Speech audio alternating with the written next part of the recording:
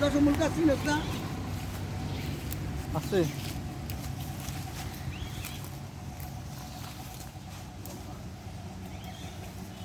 জঙ্গলে নেই।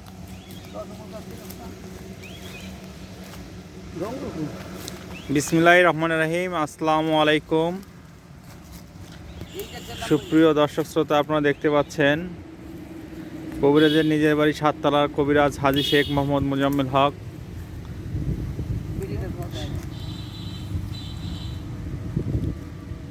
বনে আসছে ওষুধি গাছ খোঁজার জন্য। আপনারা দেখতে পাচ্ছেন অনেক বড় বন, অনেক বড় জঙ্গল